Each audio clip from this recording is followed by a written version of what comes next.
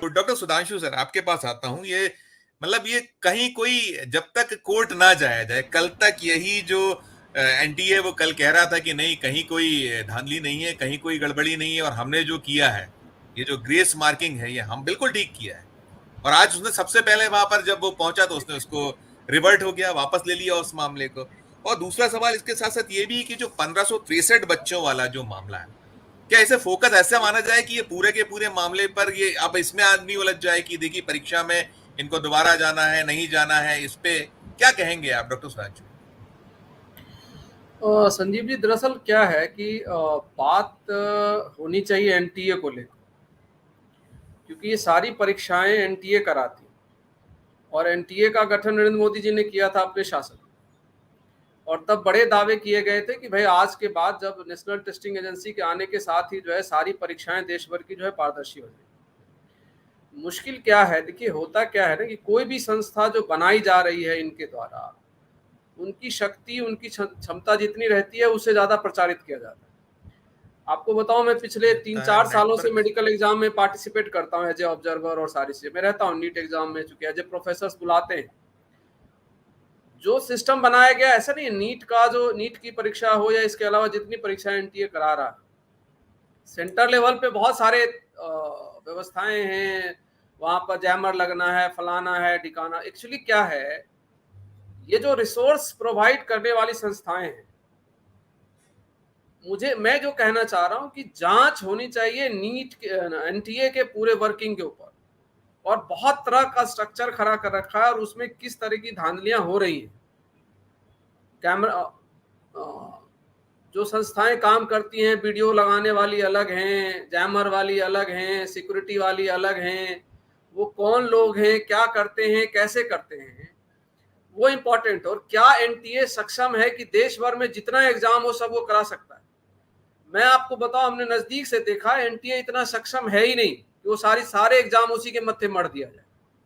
पर क्या होता है कि एक हनक सी पैदा हो गई है कि भाई जो हम कर दिए वो सारा सही है, उसमें कोई सवाल मत पूछिए, उस पर कोई डिबेट डिस्कशन नहीं होगा, हमने आदेश कर दिया तो वो होना है। 5-7 साल पहले बनी हुई संस्थाओं को पूरे देश भर का एग्जाम कराने आप दे दोगे तो वो कोलैप्स करेगा, और कर रहा है वो। आपको बताऊं, उनके पास एक एक दिन पहले जो ऑब्जर्वर खोजे जाते हैं कि 4 नाम तुम दे दो, 5 नाम तुम दे दो, यहां से ला दो, वहां ये कर दो। कोई व्यवस्थित तरीका नहीं है इनके पास। तो जब व्यवस्थित तरीका नहीं है और देश भर के नौनिहालों का भविष्य, और सारे एग्जाम वो होते हैं जो खास करके, देखिए जो +2 करके बच्चा आ रहा है, वो एकदम नया बच्चा है, वो जीवन की पहली पीढ़ी पे, वो पहली सीढ़ी पे पैर रख रहा है, पहली सीढ़ी की तरफ बढ़ रहा है। और आप उसके साथ इस तरह का धोखा करते हैं, इस तरह का उसको धक्का पहुंचाते हैं, तो किस तरह से व्यवस्था में उसका जो विश्वास है पैदा होगा। ये मानवीय पहलू भी है जिसको देखना चाहिए। जिन 24 लाख बच्चों का, और 24 लाख मैं सेंटर्स पे बताता हूँ किस तरीके से बच्चे कम वो रहते हैं, उनके परिवार, और एक एक बच्चा, उनके माँ आ रहे हैं, उनके पिताजी आ रहे हैं, उनका भाई आ रहा है, बहन आ रहा है, 4-4 3-3 लोग जो है एग्जाम में एक एक बच्चों को पहुंचते हैं। और इतनी तरह की व्यवस्थाओं के बावजूद भी अगर ये होता है तो क्या ये दुर्भाग्यपूर्ण नहीं है? क्या सरकारों को ये सोचना नहीं चाहिए कि आप कर क्या रहे हो? और ये जो सफाई दी जा रही है, अभी मैं देख रहा था कई सारे अखबारों में, आप ठीक है, मुझे तो बड़ा आश्चर्य लगा। एक पेपर, मान लीजिए क्वेश्चन पेपर में एक प्रॉब्लम आ गई, तो उसको लेकर आपने ग्रेस ग्रेस मार्क्स का तरीका निकाल लिया, उसको माइनस कर देते ना पूरे क्वेश्चंस को, साफ हो जाता, सबके लिए इक्वलिटी आ जाती। क्या इतनी समझ नहीं होगी एनटीए के पास? पर प्रॉब्लम क्या है, कुछ चीजें इनको करनी होती है। एनसीईआरटी में अलग आंसर आ रहा, क्या आप जब पेपर बना रहे हो उस समय ये चेक नहीं करते? इतनी बड़ी परीक्षा है जहां पर 24 लाख बच्चों का इन्वॉल्वमेंट है, और 24 लाख बच्चे का मतलब 24 लाख परिवार कम से कम इन्वॉल्व हो रहा है। बिल्कुल उसकी बिल्कुल। चिंता नहीं करेंगे आप अपनी छोटी छोटी गलतियां आपकी जारी रहेंगी और इतने बड़े बड़े क्लेश पैदा हो। लेकिन जो महत्वपूर्ण चीज आप याद करिए, चुनाव के दौरान बहुत तेजी से यह बात फैली थी कि नीट का पेपर लीक हुआ है। जी हाँ। याद करके देखिए, वो जिस समय एग्जाम हुआ था उसके एक दिन पहले, उस दिन बहुत शोर शराबा था कि नीट का पेपर भी, पहली दफा है जब इस शासन में नीट का पेपर भी लीक हुआ। उसकी तो कोई जांच की नहीं गई। अगर कोई शोर मचा था और आज वो सारी चीजें परिणाम में दिख रही, इसका मतलब वो शोर सही था जब उस समय उठा था। और क्या तरीका क्या बना लिया गया, आप एकदम कोई भी तरह का कोई भी कमी आ जाए, जो अभी कोई साथी कह रहे थे, अजय जी शायद कह रहे थे कि कितनी भी कमी आ जाए हम उसकी तरफ ध्यान ही नहीं देंगे। जैसे कहते थे ना पहले, वो गांधी जी का वो बन जाना कि भैया आप हमें गाली दे रहे हो, हम तो ले ही नहीं रहे, तो आप हमारी कमियां बता रहे हो, हम उसको स्वीकार ही नहीं कर रहे, तो स्वीकार नहीं कर रहे हो तो हमें कार्रवाई नहीं करनी पड़ेगी। तो ये जो सिस्टम बन गया, इस पे इसको चेक कर बैलेंस करने की जरूरत है। जो अब जो प्रतिपक्ष के लोग हैं और आम जनता खासकर, नेताओं की छोड़िए, ये समाज की समस्या बन गई।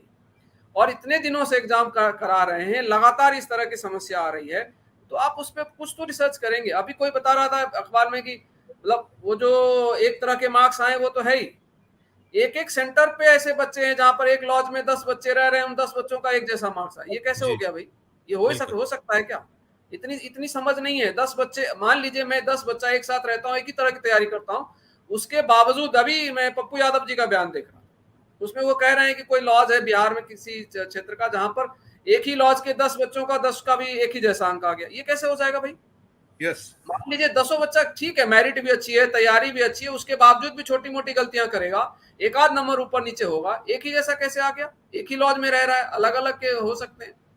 तो धांधली तो हुई है, कोई ना कोई बड़ा माफिया देखिए, और ये लगातार हो रहा है। जिस चीज के लिए आपने एनटीए की स्थापना की, स्टेट वाइज उठाकर देख लीजिए, उत्तर प्रदेश तो बदनाम ही हो गया है, पेपर लीक होना ही होना है जी, सारे पेपर्स होते हैं। और मैं आपको बताऊं, जब मतलब कई सारे जो गरीब परिवार के बच्चे हैं, खास करके उनकी उनकी समस्या ज्यादा बड़ी है। वो बड़ी मुश्किल से फॉर्म भरने का पैसा इकट्ठा कर पाते हैं, बड़ी मुश्किल से एग्जाम देने जाने का पैसा इकट्ठा कर पाते हैं, और जब वो एग्जाम देकर निकलते हैं तो पता चलता है कि पेपर लीक हो गया, पता चलता है जी पेपर कैंसिल हो गया। और कार्रवाई क्या हो रही? सबसे बड़ी बात यह है कि भाई कभी ये सुनने में नहीं आता कि फलाने फलाने इस फलाने पेपर लीक हुए थे, उसमें इतने 25 50 100 200 लोग जो इस अपराध में संलिप्त थे, उसको कड़ी कार्रवाई हुई उसके ऊपर, ये तो कभी सुनाई नहीं पड़ता, बहुत बिल्कुल, लिपापोती हो जाती है। और एक चीज बिल्कुल। बताऊं, एनटीए में कुछ ऐसी संस्थाएं इन्वॉल्व हैं जो बड़े पैमाने पर इसमें जो जो धांधलियां हो रही, उसमें मतलब बहुत सारी चीजें जो, चूंकि हम बहुत फैक्ट लेकर आप यहाँ पर नहीं बैठते, आपके पास कोई प्रमाण नहीं होता, लेकिन मैंने नजदीक से देखा है, वहां पर कई तरह के मतलब व्यवसाय शुरू हो चुका है वहां पर, और बहुत तरह के लोग हैं, और जो कहा जा रहा है कि खास तरह के संस्थानों से जुड़े हुए लोग हैं, खास व्यक्ति के लोग हैं जो मिलकर वहां पर लूट मचा रहे हैं। ये सारी बातें बिल्कुल, वहां बिल्कुल। निरंतर चल रही है। बिल्कुल, और बिल्कुल डॉक्टर ये साहब, करने के मैं बाद आप जी, कैसी जी। ट्रांसपेरेंसी की बात कर सकते हैं? पारदर्शिता हो ही नहीं सकती। तो इस जी, जी। बार इसको मुझे लगता है कि एक थॉरो जांच होनी चाहिए, सबको ये मांग करनी चाहिए कि भाई ये बार बार नहीं चलने वाला। देश के बिल्कुल, युवाओं से, उनके नौनिहालों से ये जो खेल है ये बिल्कुल बंद होना चाहिए, और जो भी इस तरह के अपराध में संलिप्त है उसको जो अधिकतम सजा हो। और सजा देखिए होता क्या है ना, बड़े बड़े लोग इसमें शामिल है, खुद डॉक्टर साहब, जो बिल्कुल, लोग बिल्कुल डॉक्टर साहब, बिल्कुल। मैं एक राशिद भाई से एक टिप्पणी लूँ, दोबारा आपके पास लौटता हूँ, आप खत्म कीजिएगा एक सेंटेंस, जी 2 जी। सेंटेंस में, तो तो मैं ये दोबारा यही लौट चीज के। है कि जांच हो, बहुत कड़ी कार्रवाई हो, जांच हो, और आइंदा ऐसी घटनाएं ना हो, ये राज्य की सरकार हो, केंद्र की सरकार हो, सबको सुनिश्चित करनी पड़ेगी। बिल्कुल, ये नहीं चलेगा बिल्कुल। कि बार बार ये सारी चीजें होती है। मैं बता रहा हूँ, दिल्ली यूनिवर्सिटी में पढ़ाता हूँ, आज तक के इतिहास में दिल्ली यूनिवर्सिटी का सेशन लेट नहीं हुआ। केवल कोविड पीरियड को आप छोड़ दें तो, क्योंकि वो सबके हमारे हाथ में नहीं था, और हमारा एडमिशन प्रोसेस ये इतना ट्रांसपेरेंट था कि कोई एक व्यक्ति ये दावा कभी भी नहीं बता सकता था कि कहीं कोई धांधली हुई, या कभी मतलब टीचर्स, जिस कॉलेज में टीचर पढ़ा रहा है वहां भी अपने परिवार के किसी सदस्य का एडमिशन नहीं करा सकता। हमें क्या किया, हमें दिल्ली यूनिवर्सिटी को जबरदस्ती कहा गया कि नहीं आप सीयूईटी के साथ शामिल होइए। जामिया हो, जेएनयू हो, डीयू हो, इलाहाबाद हो, बीएचयू, ये सारी संस्थाएं ऐसी थी जो एकदम फेयर और ट्रांसपेरेंट एडमिशन पॉलिसी। आप याद करके देखिए कि अभी आपके संज्ञान में रेयर कभी ऐसा हुआ होगा कोई जो आपको कोई घोटाला और कुछ चीज पता चली। हमें जबरदस्ती सीयूईटी में आने के लिए मजबूर किया गया, और सीयूईटी कौन करा रही है? एनटीए करा रही है। मैं गवा रहा हूं, जब पहली दफा सीयूईटी हो रहा था मैं 500 लोगों से घिरा हुआ था, और मैं कभी भी पिट सकता था, मेरी उस दिन मेरे साथ कुछ भी हो सकता था, वो झेला है मैंने। और आप देखिए हालात ये हो गई है दिल्ली यूनिवर्सिटी की, अभी हम लोग 16 जुलाई से हमारा सेशन प्रॉपरली स्टार्ट हो जाता था, और मई मतलब अप्रैल 23 अप्रैल को जाकर हमारा सब कुछ खत्म हो जाता था। 15-20 दिन में हम एग्जाम कराते थे, 15 मई से हमारी छुट्टियां शुरू हो जाती थी, समर वेकेशन शुरू हो जाती थी। आज हालात ये है कि अगस्त सितंबर अक्टूबर तक एडमिशन चलते रहते हैं इस एनटीए की वजह से और इस सीयूईटी की वजह से। लेकिन और इस एक इतनी बड़ी संस्था जो आज इस बार भी हम लोगों ने, दिल्ली यूनिवर्सिटी ने जो है वर्ल्ड क्यूएस रैंकिंग में 380वां स्थान इस बुरे हालात में हम लोगों ने लिया है, उसके बावजूद भी हम लोग को प्रेशराइज किया जा रहा है कि नहीं आपको तो सीयूईटी में रहना। और ये हालत हो गई है कि मतलब पढ़ाई लिखाई छोड़िए, केवल एग्जाम कंडक्ट करा पा रहे हैं, क्योंकि जब आप सितंबर दिसंबर में परीक्षाएं होती है, अक्टूबर नवंबर तक एडमिशन हो रहे हैं। दिल्ली यूनिवर्सिटी में आपको बताऊं, जहां पर एक एक सीट की मारामारी थी, वहां पर सीटें खाली रह जा रही। तो ये जो मनमानापन है कि जो हमने कह दिया वो करो, जो मैंने पहले भी कहा था, ये दुर्भाग्यपूर्ण है और इस देश को इसके ऊपर सोचना चाहिए, इसलिए मैंने ये इंटरवीन किया था। बात ये जो इन्होंने कहा ना रेजी ने, कि अल्टीमेटली ये रिस्पॉन्सिबिलिटी फिक्स होनी चाहिए। वो एचआरडी मिनिस्टर हो, उनके अंदर का मंत्रालय है, या एनटीए के अधिकारी हो, या ये जो सीयूईटी कंडक्ट कराने वाले लोग हैं, ये बार बार नहीं चलने वाला। अगर आपके बस का नहीं है तो आप इंतजाम करेंगे ना। 140 करोड़ का देश आप नारे लगाते हो, तो 140 करोड़ के देश में 24 लाख बच्चे एग्जाम दे सकते हैं। क्या आपको पता नहीं होता? आपसे मैनेज अगर नहीं हो रहा तो ये चलने वाला नहीं है ना। देखिए, अब एक चीज बताइए, आज ये सुप्रीम कोर्ट ने भी अलाउ कर दिया कि नहीं, चीजें जारी रहेंगी। आप एक चीज सोच कर देखिए, अगर कोई फाइनल डिसीजन आ जाता है या कोई ऐसी जांच निकल कर आती है जहां पर ये धांधली पकड़ी जाती है, तो जिन बच्चों का एडमिशन हो जाएगा उसके बाद उनका अगर कैंसिल होगा तो उनको और कितना धक्का लगेगा। तो आप किस परिस्थिति में लाकर बच्चों के साथ जो ये भावनात्मक खिलवाड़ हो रहा है, ये कब तक चलने वाला है?